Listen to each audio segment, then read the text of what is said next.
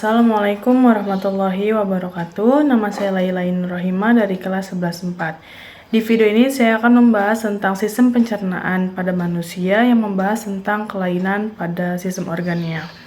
Sebelum kita membahas kelainan pada sistem organ, tentunya kita harus tahu sistem pencernaan itu apa sih? Sistem pencernaan merupakan bagian vital yang perlu dipelihara agar berfungsi maksimal, karena tubuh kita memperoleh nutrisi melalui sistem pencernaan. Jika sistem pencernaan kita baik, maka penyerapan nutrisi akan maksimal, sehingga tubuh menjadi lebih sehat dan kuat. Begitupun sebaliknya, jika sistem pencernaan kita kurang baik, maka penyerapan nutrisi akan kurang maksimal, sehingga tubuh menjadi kurang sehat dan kurang fit. Berikutnya kita akan membahas kelainan pada sistem organ. Kelainan pada sistem organ biasanya identik dengan sakit perut, mules, kembung, dan diare. Istilah-istilah itu yang selalu muncul ketika mendengar tentang kelainan pada sistem organ atau gangguan pencernaan. Padahal gangguan sistem pencernaan lebih luas karena mencakup kondisi kesehatan saluran pencernaan manusia atau saluran gastrointestinal. Jenis-jenis gangguan pada sistem pencernaan itu banyak.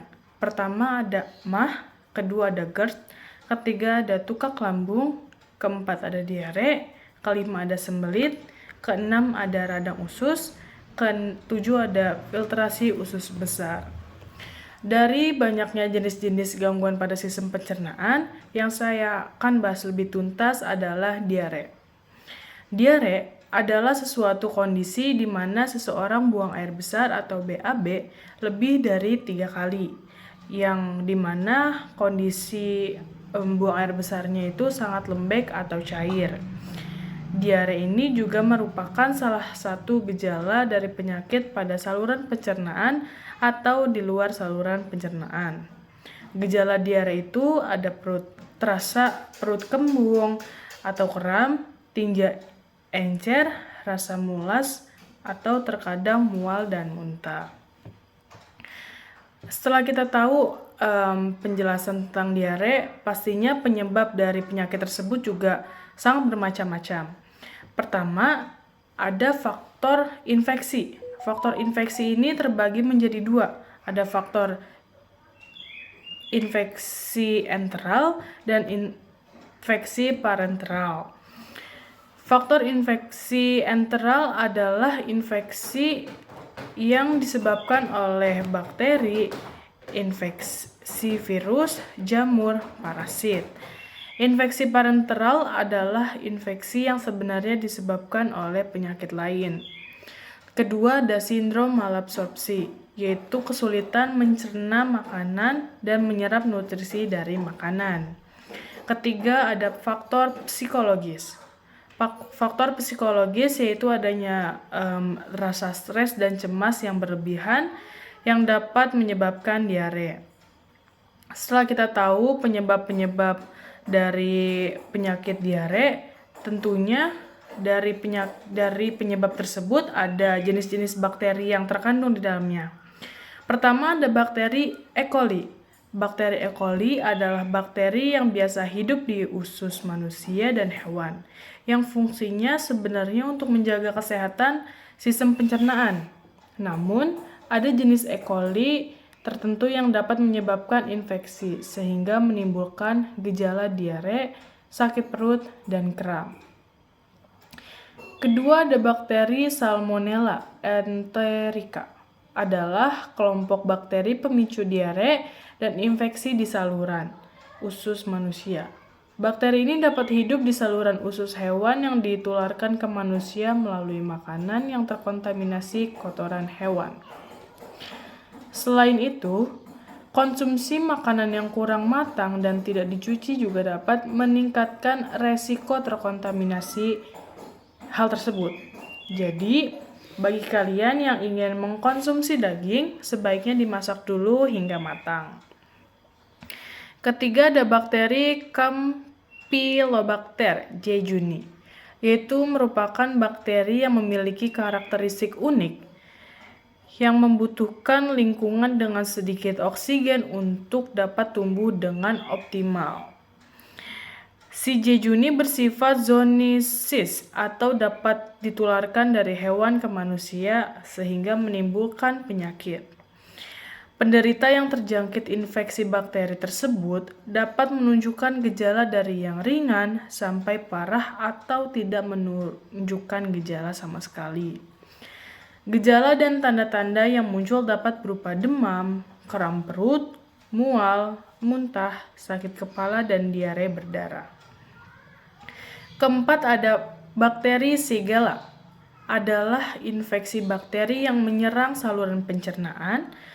Infeksi ini terjadi saat bakteri masuk ke dalam tubuh melalui kontak langsung dengan feses. Selain itu, infeksi Shigella juga terjadi melalui makanan maupun minuman yang telah terkontaminasi. Berikut cara mudah mengatasi diare. Pertama, penuhi kebutuhan cairan tubuh dengan oralit. Apa sih itu oralit? Oralit adalah obat yang digunakan untuk menggantikan cairan dan elektrolit tubuh yang hilang akibat dehidrasi.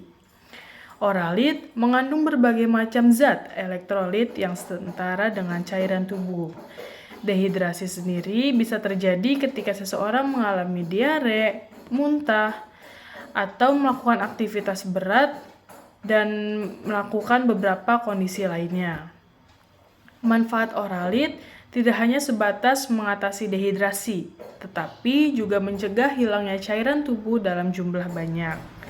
Oralit memiliki komposisi utama berupa senyawa elektrolit dan mineral, sehingga mampu memenuhi pengembalian kadar elektrolit dan mineral normal dalam tubuh.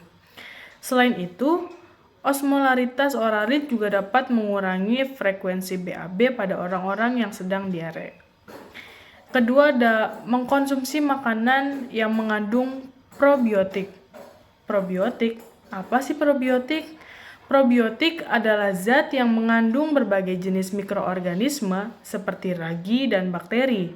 Zat ini bisa bermanfaat untuk meningkatkan pencernaan dan mengembalikan flora usus yang normal. Probiotik termasuk dalam obat golongan suplemen. Selain dalam bentuk suplemen, probiotik juga bisa terkandung dalam produk makanan atau minuman fermentasi. Misalnya seperti tempe, kefir, acar, atau yogurt. Dengan cara kita mengkonsumsi probiotik, dapat mengembalikan keseimbangan bakteri baik di dalam usus dan membuat pencernaan menjadi lebih sehat. Ketiga, ada menjaga kebersihan diri dan makanan. Usahakan untuk kita selalu menjaga kebersihan makanan yang ingin kita konsumsi, seperti mencuci buah dan sayur sebelum dimasak. Selain itu, jangan lupa juga untuk rajin mencuci tangan sebelum makan makanan. Keempat, ada mengkonsumsi obat diare. Jika kondisi belum juga membaik, tidak ada salahnya untuk coba minum obat. Kebanyakan pilihan obat untuk diare dapat kita beli di apotik atau toko obat terdekat. Penyakit diare akan sembuh dengan sendirinya dalam beberapa hari. Hal yang perlu dilakukan adalah dengan beristirahat yang cukup dan banyak minum supaya tidak mengalami dehidrasi.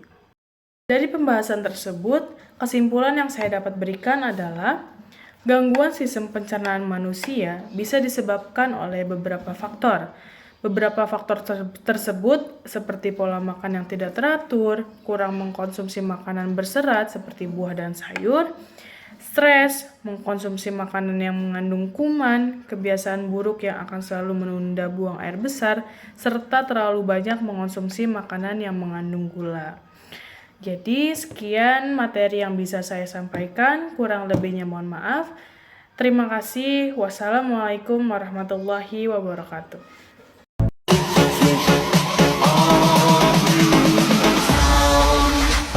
Signals on the bus.